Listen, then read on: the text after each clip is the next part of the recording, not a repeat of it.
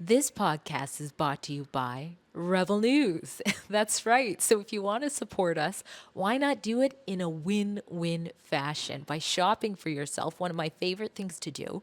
Head to rebelnewsstore.com to pick the patriotic gear that pleases your heart. And while you're there, use coupon code DREA10 to save while you do. Hello, my friends. Today's show, very interesting, if I may say so myself. It's about Mark Carney and his conflicts of interest with business and with China. We're going to show some videos, including the new Carney candidate, who's a former Toronto police officer who was, I'm going to call him a Chinese spy. We'll have video proof of some very strange things. So make sure you have the video version of this podcast. Go to rebelnewsplus.com. That's the video version. It's $8 a month. You get the video content and the satisfaction of keeping Rebel News strong. That's rebelnewsplus.com. All right, here's today's podcast. You're listening to a Rebel News podcast.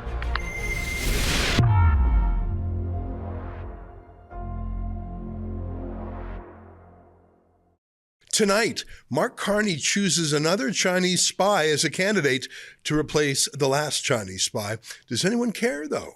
It's April 10th, and this is the Ezra Levant Show. Shame on you, you censorious thug.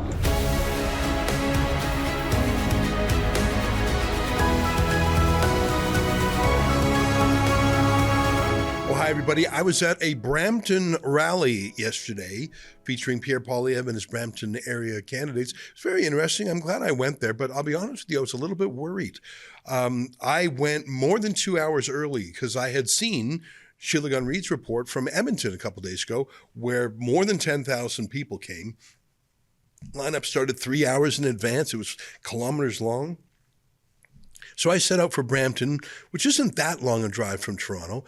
I got there super early, and you know what? The parking lot was almost, I won't say empty, but I got a great parking spot. There was maybe 100 people in line, and when the event began, they actually closed some of the sections in the big ballroom to make the room seem smaller because it was not full. And I'll be honest with you, I was a little bit worried.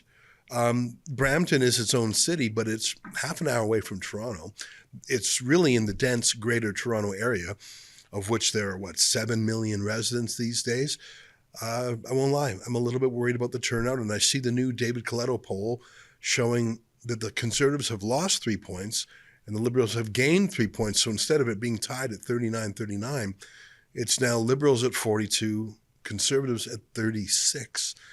And there's still time to turn it around, but only 18 days left. A big factor is Jagmeet Singh absolutely collapsing. Here's his latest foolish TikTok video. I think that he's going to lose his own seat. The party may lose most of their seats, and he'll just become a TikTok influencer. Here's his video today. We're all going to jump together. Get ready, everybody. We're going to show them that we're ready. We're ready to fight. We're ready to win. Here we go. Get ready. Get ready. Get warmed up. Get warmed up. Here we go. Here we go. Let's go. Ready? Are you ready?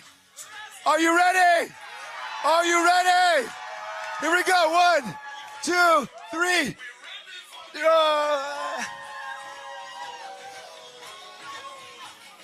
Yes.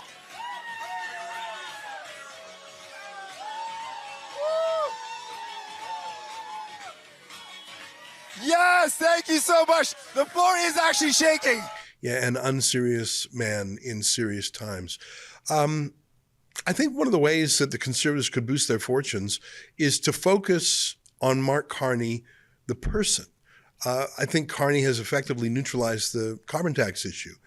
And I don't know if Pierre Poilievre will be able to win on the who can handle Trump issue. I just don't know if he can credibly take ownership of that issue.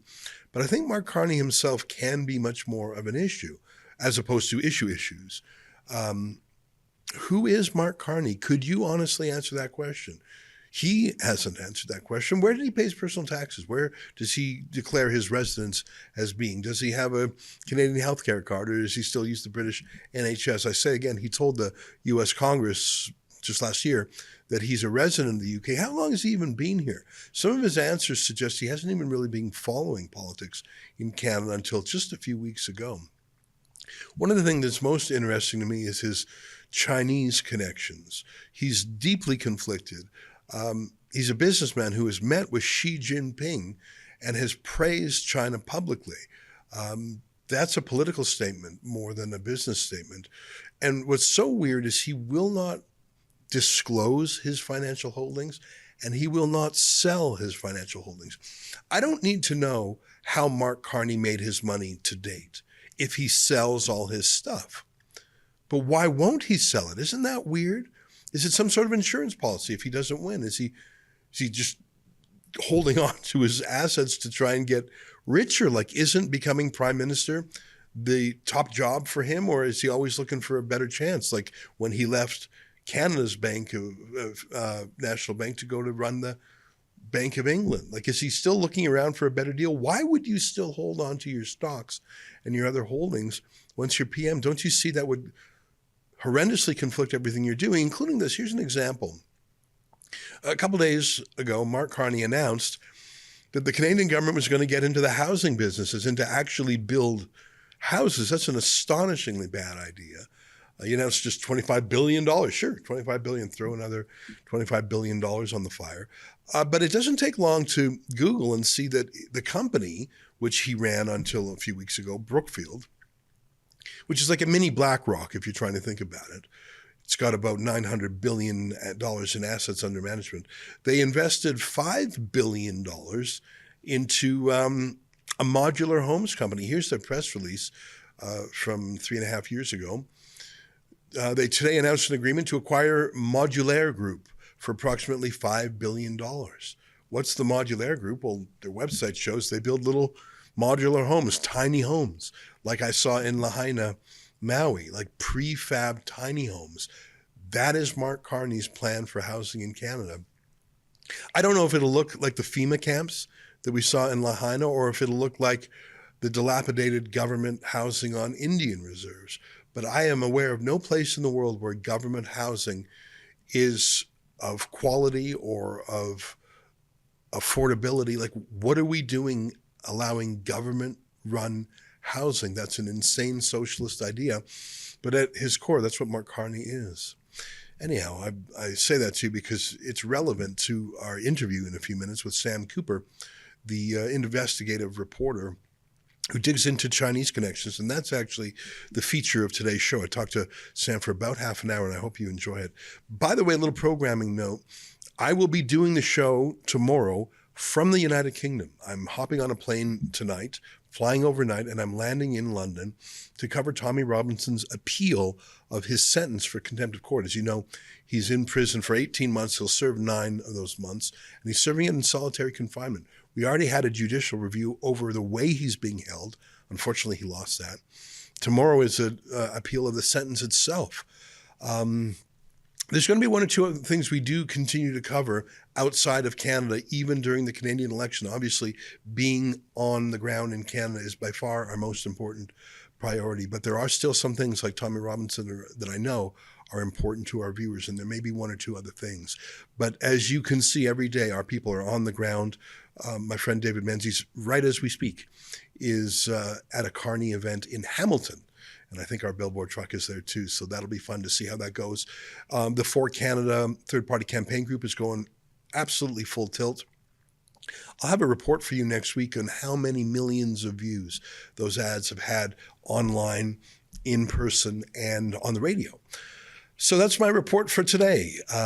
Stay with us. Ahead, a deep interview with Sam Cooper on Chinese influence in Canada. Take a look.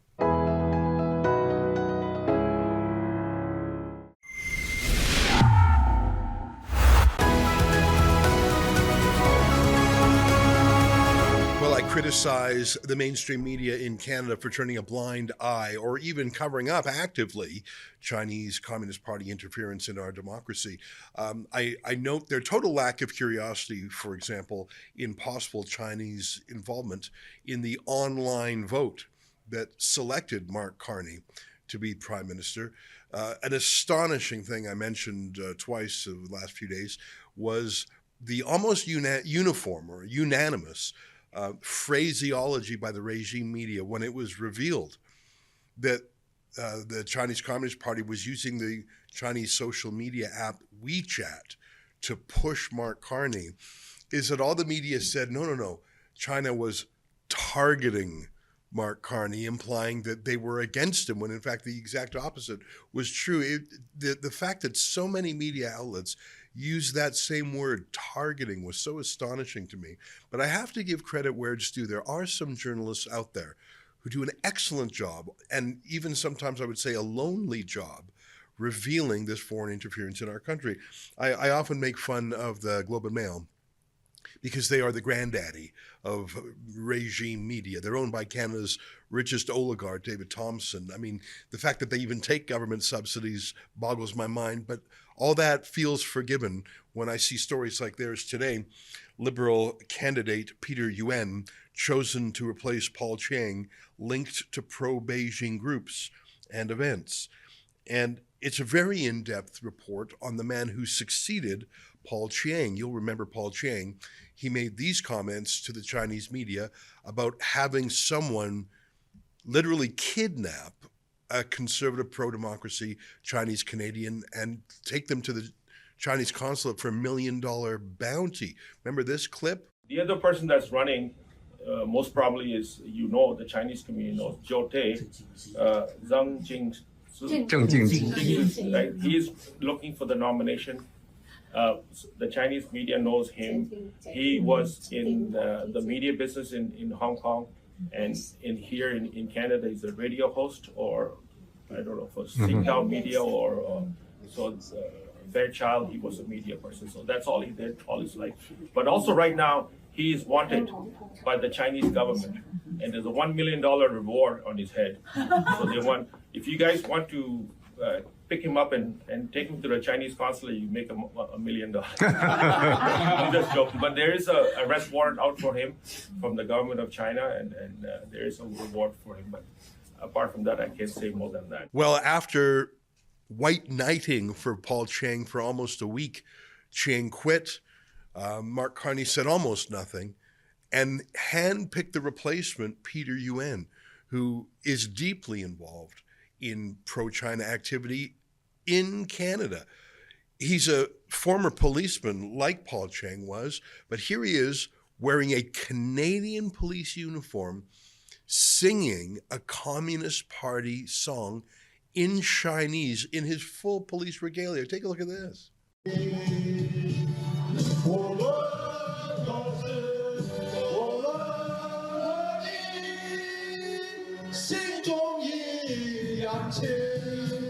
Who are all those cops? Like, that's not just one or two.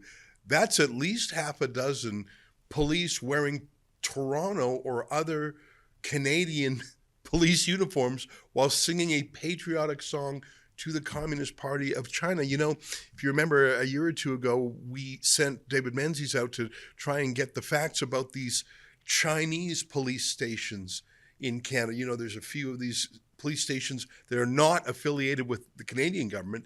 They are the Chinese government's way of policing and spying on and regulating the diaspora community here. Why bother having a ghost police station that operates for China when you literally have people of a very senior rank? I would remind you that Peter Yuen was very high. I think he was the deputy chief of police in Toronto. And he's not doing this secretly. He's not hiding any of this. He's leaning into it. Unbelievable. Well, I mentioned the reporters at the Globe and Mail, in particular Steve Chase and Robert Fife, who have been excellent on this. But I think if I had to name the one Canadian journalist who has made a mark on this campaign and over the last few years in documenting and investigating the Chinese Communist Party's interference in our democracy, it would be our guest today. You probably can guess who I'm talking about. His name is Sam Cooper. He runs thebureau.news, and boy, are we ever grateful for his work and for him taking the time occasionally to pop by. Welcome back, Sam. It's great to see you again. Good to be with you, Ezra. You know, Sam, that video, we only showed about 10 seconds of it. That was an in Chinese language, Chinese political event. You know, I don't think police are allowed to be political in Canada, I know they're not. You wouldn't see police in uniform at a Liberal Party function, a Conservative Party function, because the police uniform must remain nonpartisan so everyone trusts it. It's astonishing to me to see half a dozen Toronto cops in a partisan political action for a political party. It just happens to be the Chinese Communist Party. I find that astonishing. It's an astonishing scene, Ezra, and I broke that story, followed up well today by the Globe and Mail. I broke it on Sunday, and I broke it because I have a good contacts with Chinese language journalists in Canada who have such deep knowledge of Beijing's repressive interference networks. And so, Ezra, as you know, I reported on leaked intelligence documents, but my reporting was started by looking at broad daylight evidence, such as that video. And look, if you talk about the CCP police stations, Ezra, I noted that Mr. Yuan was standing beside a Markham community leader who the RCMP has investigated in Chinese police stations in Toronto and Vancouver. That's a fact. That meeting there, many of the politicians alleged to be involved in the Greater Toronto Beijing United Front election interference networks were at that very same event. Ezra, the Consul General of Toronto, spoke to everyone, including the police officers and the politicians at that event. I can go on, but suffice to say, anyone with intellectual curiosity can look at academic documents and videotaped events like this and say it raises deep concerns that this is Beijing's United Front interfacing with Canadian police and politicians. And Ezra, I do want to stress, good work by the Globe and Mail in digging into some of the open source findings that many Canadian researchers posted to my story after I broke it on Sunday. Anyone can find this stuff. They can also find pictures. I call them concerning pictures of Mr. Yuan and other Canadian police officers sitting down with known RCMP investigation suspects in the realm of organized crime. Deeply concerning. Wow. Well, first of all, Sam, I didn't realize that you broke this story before the Globe. I do still give them a tip of the hat for following it. But I didn't mean to take away the Not gravity of your scoop, and I'm glad you corrected me on that. I am a subscriber to, in fact, literally right now, your latest email popped up on my phone, so I'm sorry I didn't give you proper credit for that. I will say that Bob Fife and Steve Chase are interested in this file, and I find that very heartening because they're very rare. So I won't give them the kudos for breaking the story, but I do think it's worth acknowledging that they followed your lead, because I wish more reporters would. Here's what's so interesting about this for me, Sam. Paul Chang was a shocking case. He tried to pass it off as a joke, but when you say 3 times, hey, turn in my opponent for $1 million at the consulate, and when you're a former police officer, and when that kind of stuff actually happens, it is not a laughing matter. And Mark Carney couldn't bring himself to fire this guy for almost a week. So they had this crisis. They lost a candidate over it. So they went back to square one with this crisis in mind, and they chose this guy. I understand choosing a Chinese Canadian. That's the demographics of the riding. I get it. But to choose someone who's deeply, deeply connected with the Chinese Communist Party after they just had a scandal, that's what's so crazy to me. I mean, once might be carelessness, but twice? And I've got to ask questions about the Toronto Police Service itself now. I mean, that first guy, Paul Chang, was a cop for 25 years. Did he treat people on the ground differently if they were a Chinese democracy activist versus a Chinese CCP activist? Because I would be afraid to be a Chinese Canadian who is either neutral or pro-democracy if a pro-CCP cop pulls me over. And you're saying he's hanging out with people who were working on these ghost police stations. I mean, I don't have evidence that this guy was a spy, but it doesn't seem like he's hiding his affiliations at all. I think this is nuts, Sam. How could they have, the fact that they chose basically an identical guy to the guy they sacked, is astonishing. Ezra, I've got 2 points. First of all, your observation, as usual, is very prescient. Look, for this individual to be constantly meeting with consul officials and community leaders that I'm asserting to you, provably in court, community leaders that the RCMP is investigating in Chinese police station networks, it points to a concern I'm already aware of in other cities such as Vancouver, that very elite Chinese former police or military officials with direct connections, unfortunately, to Chinese organized crime, make donations to police foundations in Canada. And it appears to me that they attempt to advertise their linkages to Canadian police services in sending, I believe, a message to the Chinese community that they have some influence within Chinese police. So that is one thing. I'm saying you're right.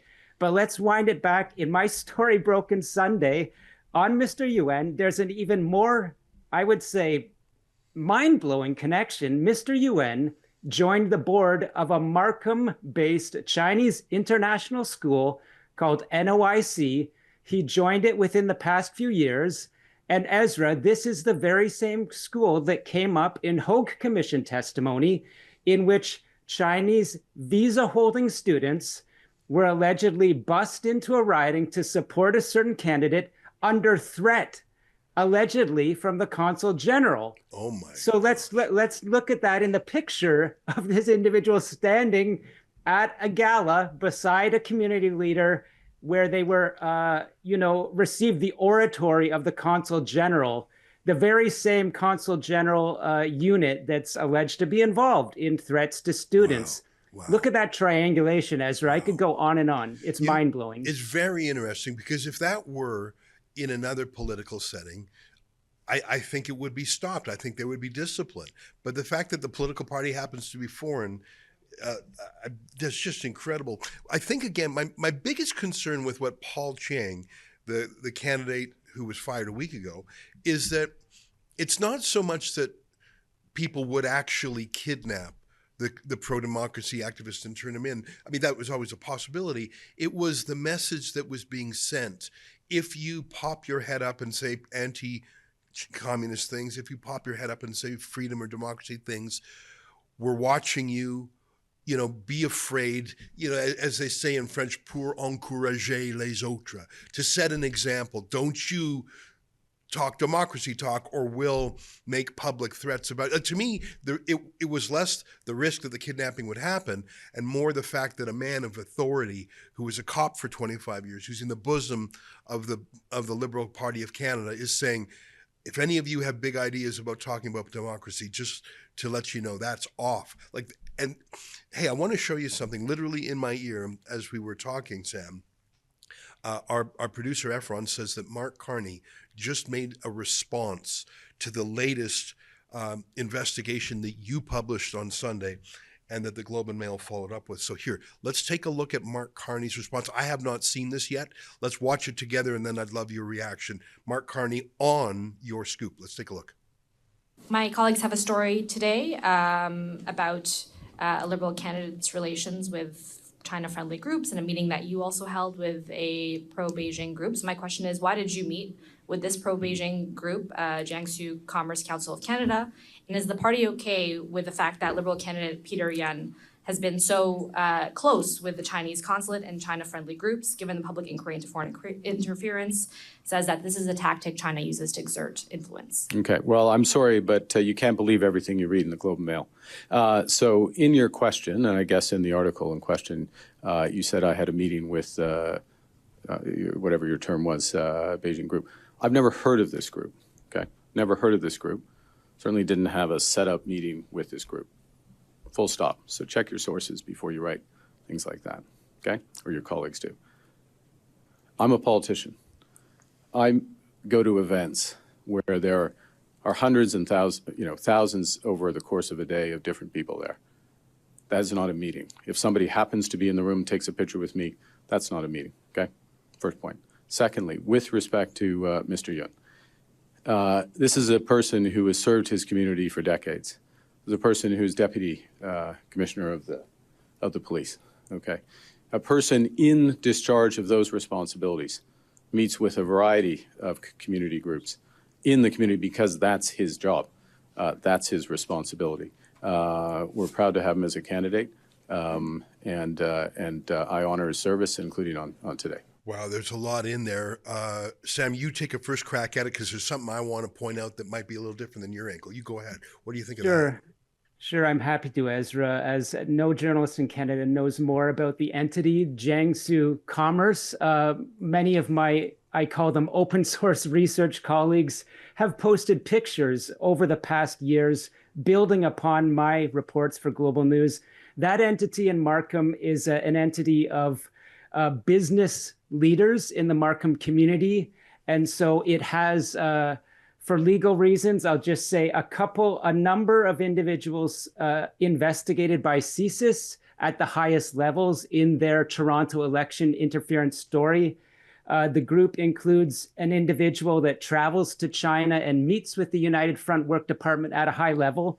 So my comment to Mr. Carney, in his incuriousness or ignorance or deflection, he could have been meeting with individuals already that he knew were investigated by CSIS. They might not have had Jiangsu Commerce Group on their name tag, but if a number of them were in the room with him and they say they were meeting with him under that hat, he, as a Canadian leader, should be aware of that. I would add this. My work has shown that that particular entity is deeply tied with liberal election, local election riding associations in the Markham area. I could go on, but the people involved there are Chinese community leaders who have a very high level of influence, I'm asserting, in staff placement in the Liberal government. And I'm really getting a chance to unpack the knowledge I've built for the past, 10 years, I'd say 3 years in Toronto.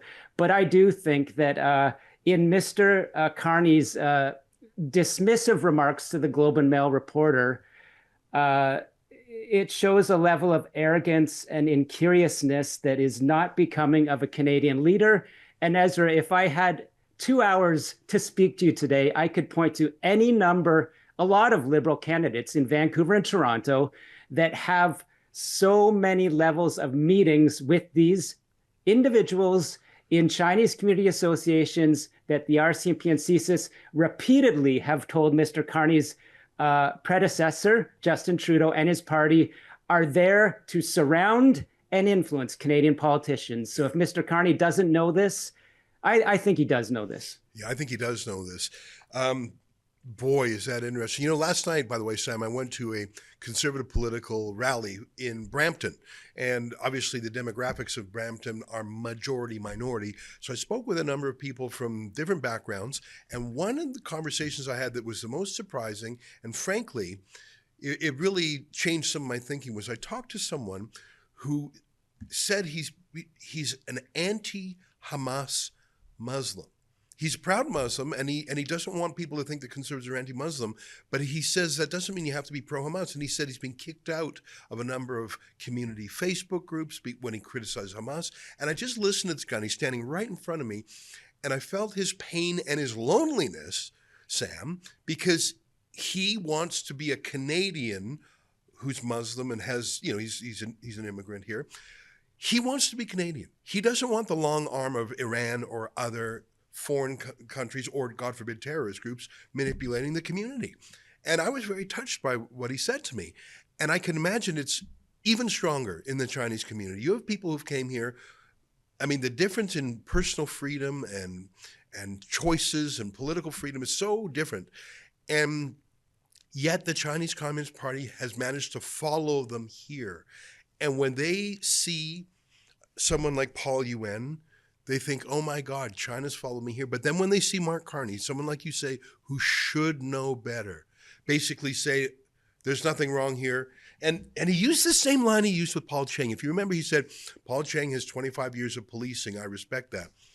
Well, first of all, I want to know a lot more about that policing, but you can't just say he served his community. He was good enough for the Toronto Police, is good enough for me. I don't know.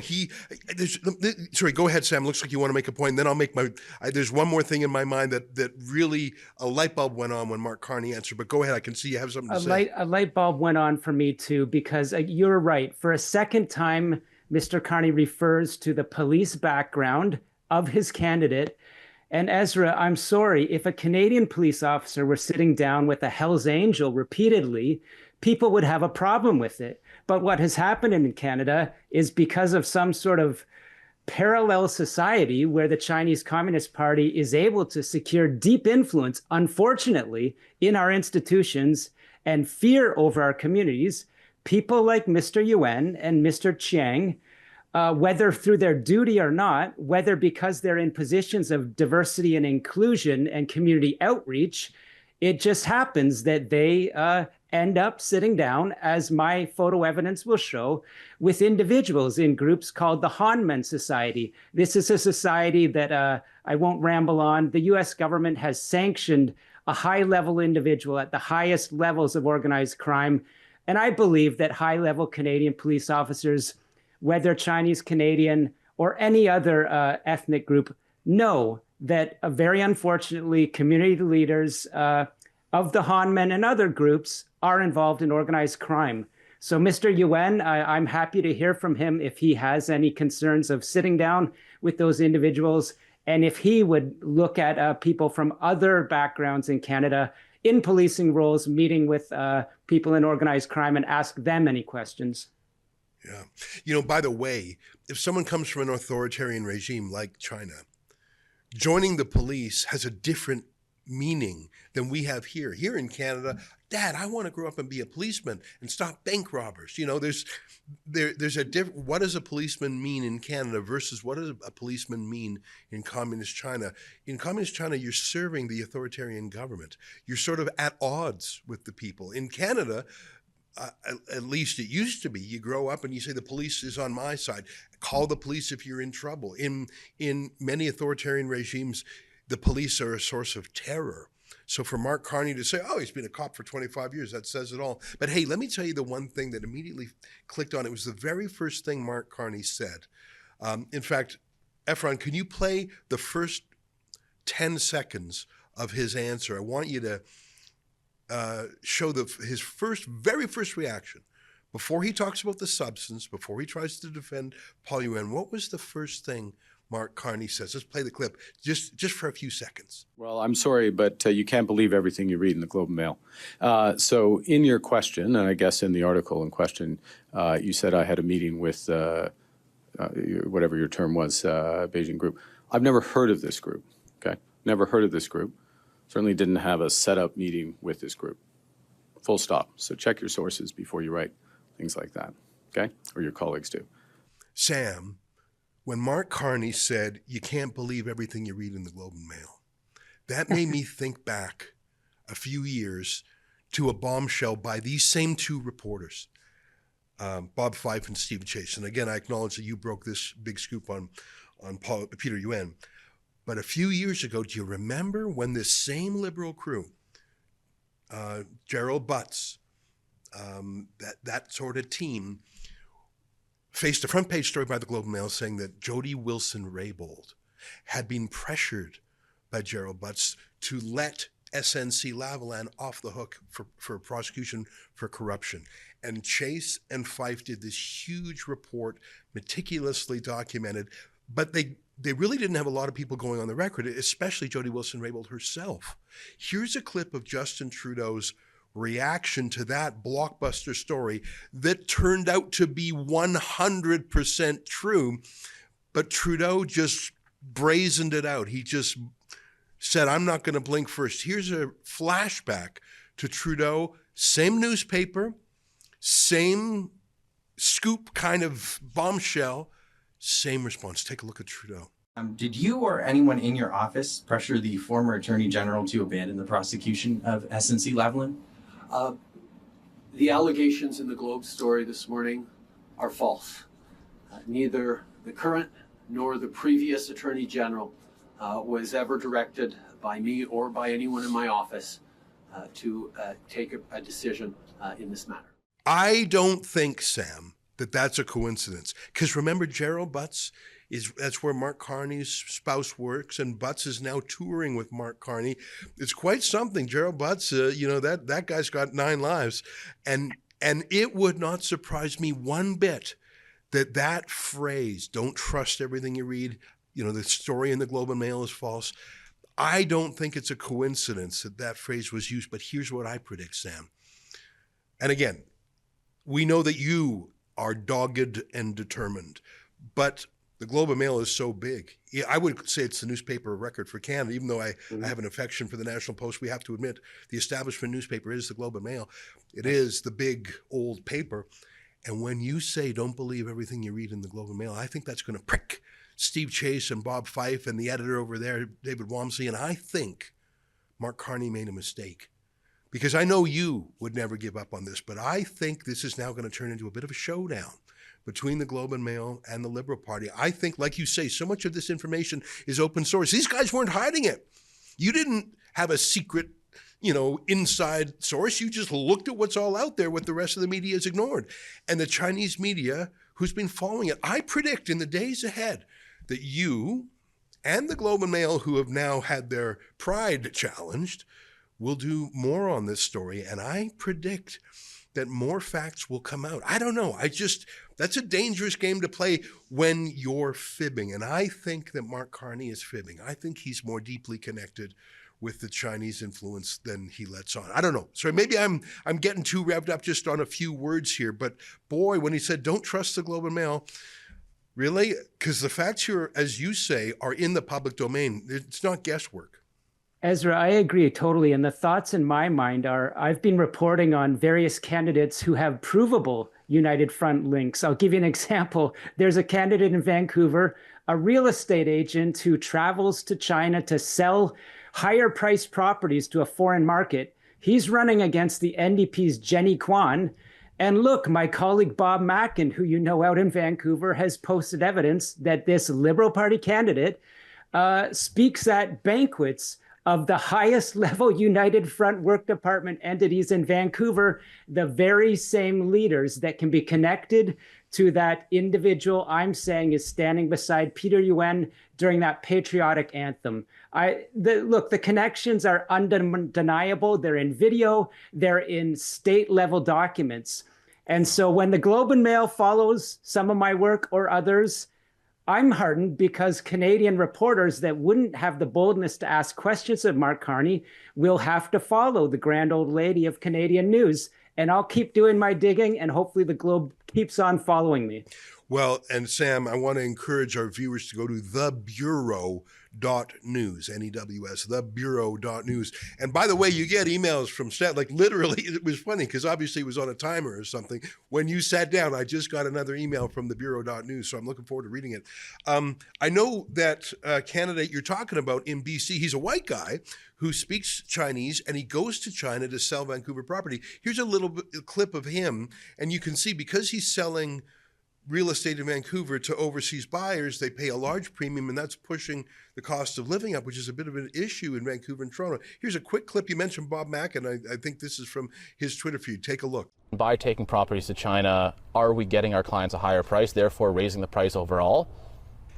I'd say yes. So you are part of the problem as far as unaffordability goes? Again, you'd have to define what an unaffordable problem is. And so I don't think that I'm creating a problem at all. I think I'm creating solutions. You're looking at about 35% who have said they are strongly interested in buying real estate in Vancouver. Well, this is very interesting. And I say again, I have a deep admiration for Chinese Canadians. I think they're a very successful immigrant group. They've been here for more than a century. They helped build the railway. I'm from Western Canada. Every single rural town along the railway had a Chinese laundry and restaurant, and it was part of the fabric of the community. And, obviously a very successful community, economically, prosperity, integration.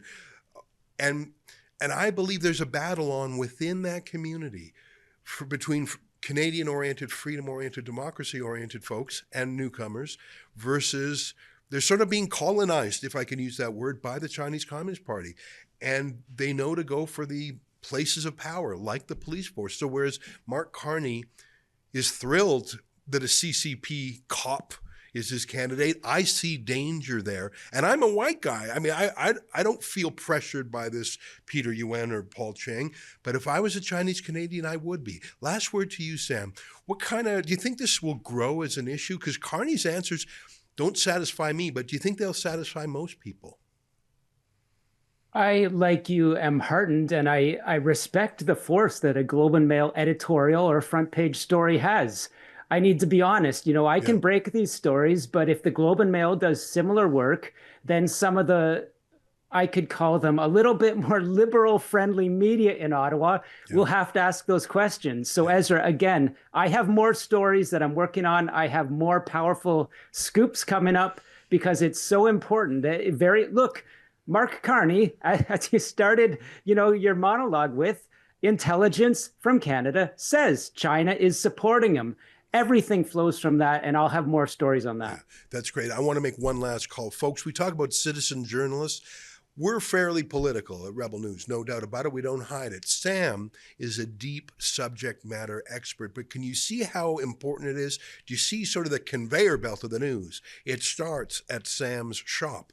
He publishes it, and then other journalists who follow Sam's stuff popularize it and push it out there. So he is a very important part of the news ecosystem, and the fact that he's independent gives him great freedom. So I would encourage you just to take a moment, go right now on your computer to the Bureau, BUREAU .news, thebureau.news, and sign up not only to support him, but so you get the news first. Sam, great to see you. I can hardly wait to see what you come up with next. Thanks, Ezra. All right, there he is, Sam Cooper.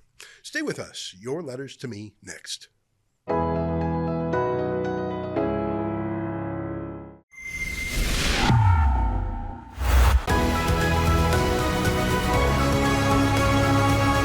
Hey, welcome back. A couple of letters today on Randy Hillier's surprising victory. At least I was surprised by it at the Court of Appeal in Ontario. Akasha of the Nile says, it's really pathetic that even though it was deemed illegal, the court still convicts people. We need to elect our judges. I don't know if electing judges is the solution, but we certainly need, I think, more vetting of judges and a public confirmation process. It's one of the ways I think the U.S. system is better than ours. I think judges are political. They just are. In the States, they're a little bit more politically accountable. That's the difference. Next letter, GTDR says, of course he got off. After all, he's a former MPP. He would never have been convicted. It's only Russia that does that. No, I disagree with you. Randy Hillier is not liked by the establishment. And remember, he was convicted at the trial level. It's only the Court of Appeal that overturned his conviction in a 3-2 ruling. So if you know Randy Hillier, and I know him a little bit, he's so prickly, he's such a rebel, he's such a dissident that there's no way he would have been given favors by the establishment, either in politics or in the law. He won that Court of Appeal ruling on the merits, and I think we should accept the victory because they're so rare. That's our show for today. Until tomorrow, when I'm coming to you from London. From all of us here in Toronto and around the world, good night, and keep fighting for freedom.